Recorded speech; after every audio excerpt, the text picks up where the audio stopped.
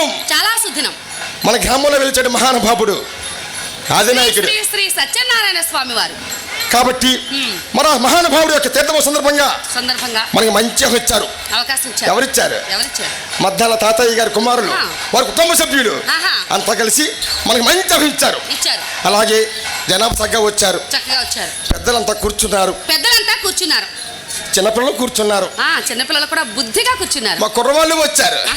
మీ ఆడవారు వచ్చారు. అందరూ బాగానే వచ్చారు. అవును. ఇంతకీ మనం ఎందుకు వచ్చాం? అంటే మనం ఎందుకు వచ్చామో కూడా నీకు తెలీదా? నాకేం తెలుసమ్మా, నేను చిన్నప్పుడు పుట్టాను. ఏంటి చిన్నప్పుడా? అందరూ చిన్నప్పుడే కదా పుడతారు. వీళ్ళందరూనా? అందరూను. వీళ్ళందరూ నాకెందుకు? మరి నువ్వా? నేను చిన్నప్పుడే పుట్టాను. నువ్వునా? అమ్మాయే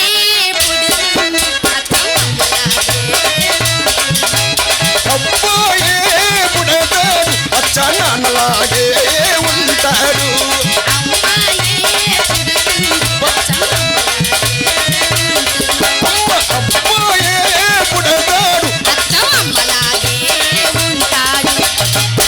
ఏట్రా మీదకి వస్తున్నా?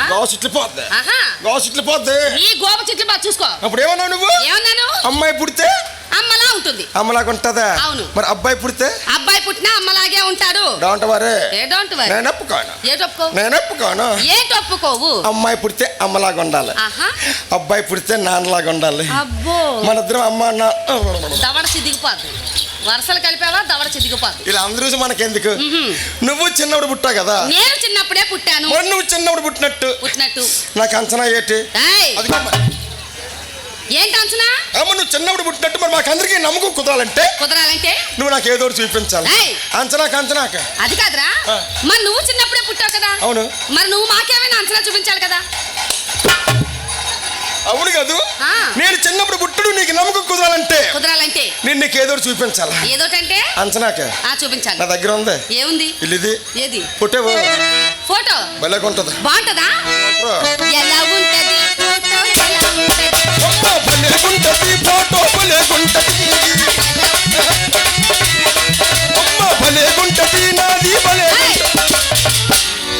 ఏంటి ఇది భలేగుంటది? చండాలం. నువ్వేమడిగావు? ఫోటో అడిగాను. అదే చూపిస్తాను. ఎక్కడుంది? లోపల ఉంది. ఏ లోపల? జేబులోనా? బాగుంటదా? సూపరా. అంత బాగుంటదా? భలేగా ఉంటది. ఎలా ఉంటది? ఒంటి మీద బట్టలు లేకనా? చండాలం. అలా ఎవరైనా ఫోటో తీయించుకుంటారా? తెలుగుతో కుదమ్మా. మా నాన్నగారికి నేనేమో చిన్నప్పుడు ముద్దుగా బుజ్జిగా ఉండేవనట. అబ్బా పంది పిల్లలాగా. ఇప్పుడు అలాగే ఉన్నావులే. అందుకని ఒంటి మీద బట్టలాగా ఫోటో తీయించారు. ఓహో. అటువంటిది నీకు ఉందేమో. ముందుకురా. నువ్వు మగపిల్లవాడు కాబట్టి మీ నాన్నగారి కంటికి ముద్దుగా బొద్దుగా కనిపించావని ఆ రకంగా బట్టలు లేకుండా ఫోటో తీయించారు. ఆడపిల్లలు ఎంత ముద్దుగా బొద్దుగా ఉన్నా అలా ఫోటోలు తీయించరా? అయితే నీ దగ్గర లేదా? సరే, పొరపాటు నోరు జారిపోయాను. అసలు మనం ఈ రోజు గ్రామం ఎందుకు వచ్చాం? ఈ రోజు మనం బుర్రకథ చెప్పడానికి వచ్చాం. అబ్బా. బాలనాగమ్మ అనే మహాపతివ్రత యొక్క జీవిత చరిత్రను బుర్రకథ రూపంలో చెప్పడానికి వచ్చాం. అబ్బా, ఎంతమంది వచ్చారు?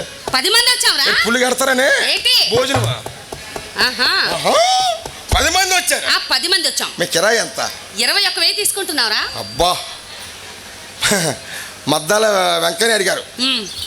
భలే బుక్ చేసిన. బుక్ చేశారు. బాగానే బుక్ చేశారు. 10 మంది వచ్చారు. అవును. 21,000. 21,000 తీసుకుంటున్నారు. తీసుకుంటాం. ఎన్ని గంటలు చెప్తారు? ముచ్చటగా 3 గంటలు చెప్తావరా? ముచ్చటగా 3 గంటలు చెప్తావు. ఏంటది? 3 గంటల డబ్బా? అదే డబ్బే. 21,000 తీసుకుంటున్నారా?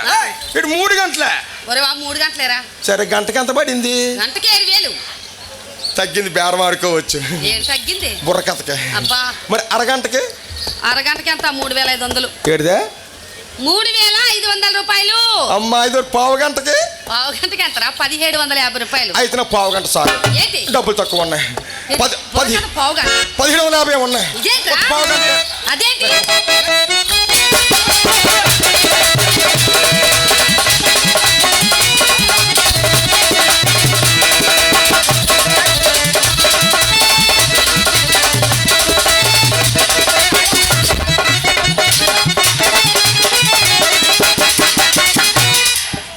మొదలెట్టబెట్టి